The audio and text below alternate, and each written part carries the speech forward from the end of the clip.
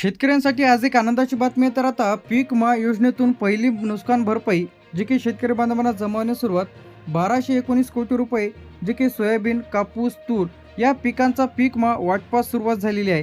तर आता यामध्ये भरपूर दिवसांपासून रखडलेला जो काही पीक विमा आहे ते आता अहिल्यानगर, नाशिक, चंद्रपूर, सोलापूर, जळगाव, सातारा, परभणी, वर्धा, नागपूर, जालना, हिंगोली, कोल्हापूर, ठाणे, नाशिक, सिंधुदुर्ग, गडचिरोली, अमरावती, पुणे, धुळे, अकोला, हिंगोली, नंदुरबार, सांगली, बुलढाणा, वाशिम, रायगड, पालघर, भंडारा, छत्रपती संभाजीनगर, नांदेड तर या जिल्ह्यांमध्ये रखडलेला जो काही पीक विमा आता ते शेतकरी बांधवांच्या खात्यामध्ये जमा होण्यास सुरुवात झालेली आहे.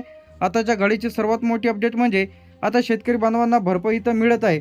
आता या 31 जिल्ह्यांमध्ये मदत इथं मिळत आहे. 31 जिल्ह्यांमध्ये शेतकरी बांधवांना 1219 कोटी त्याचप्रमाणे 78 लाख एवढी मदत इथं शेतकरी बांधवांना भरपाई मंजूर झालेली आहे. यामध्ये 3 पिकांचा समावेश आहे. यामध्ये मी पहिले सांगितले होतं सोयाबीन, कापूस, तूर या पिकांचा यामध्ये समावेश आहे. सर्व शेतकरी बांधवांना भरपाई इथं मिळत आहे, जे की या जिल्ह्यांमध्ये. आता असं नाही की सर्व जिल्ह्यात एकाच वेळी भरपाई इथे येतील. ज्यांना कोणाला पीक विमा मिळालेला नसेल तर अशाने 14447 तर या हेल्पलाईन नंबरला कॉल करून तुम्ही तुमची तक्रार करू शकता. आता यामध्ये ज्यांनी पीक विमाचा फॉर्म भरलेला आहे, ई पीक पाहणी केलेली आहे, त्याचप्रमाणे ई पीक विम्याच्या यादीमध्ये नाव आहेत, तर अशा शेतकरी बांधवांना प्राधान्य देऊन पीक विमा शेतकरी बांधवांच्या खात्यामध्ये इथं जमा केला जात आहे. तर आता पीक विमा योजनेतून जे काही पहिला टप्पा जी काही भरपाई आहे पीक विम्याची ते 1219 कोटी रुपयाची सोयाबीन, कापूस, तूर या पिकांसाठी भरपाई इथं वाटपास सुरुवात झालेली आहे.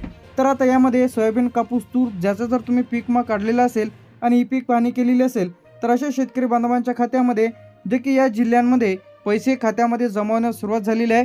तर सर्व शेतकरी बांधवांनी लगेच तुम्ही तुमचं खातं तपासा आणि पीक विम्याची रक्कम जमा झाली की नाही लगेच तुम्ही चेक करा.